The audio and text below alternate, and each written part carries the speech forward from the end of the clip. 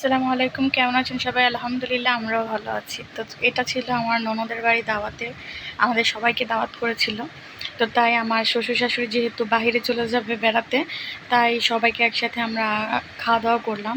তো এখানে আপু অনেক কিছু রান্না করছে, পোলাও, রোস্ট, গরুর মাংস, ডাল, ডিম ভুনা, সব কিছু, দই টই ছিল, সালাদ। আর গরুর মাংসটা দেখতে যেমন সুন্দর হয়েছে, খেতেও দারুণ হয়েছে। তো এই তো খাওয়া দাওয়া শেষ করে আমরা সবাই একসাথে বসে আমাদের গল্প নাটকটা দেখছিলাম। আমার শ্বশুর তো নাটক দেখতে দেখতে ঘুমাই গেছে। তো খাওয়া দাওয়া করে চলে আসছিলাম। এটা হলো আজকের ভিডিও। আমি রান্না করেছিলাম আম ডাল। পুরো রান্না দেখাই নেই, জাস্ট দেখাইছি কী কী রান্না করেছি। তো সবাই আমার সাথে থাকবেন, সাপোর্ট করবেন, যেহেতু আমার নতুন চ্যানেল, অবশ্যই দেখবেন এবং ভালোবাসা দেবেন। আমি রান্না করছিলাম পাবদা মাছ ডাঁটা দিয়ে। আমি ডাঁটার আলুটা সিদ্ধ করে নিয়েছি হালকা করে। আর এখানে রুই মাছের ডিম আগে হালকা করে ভেজে তারপর এটা ভুনা করব। এই ডিমের রেসিপিটা দেখাচ্ছি। তো তেজপাতা দিয়ে আমি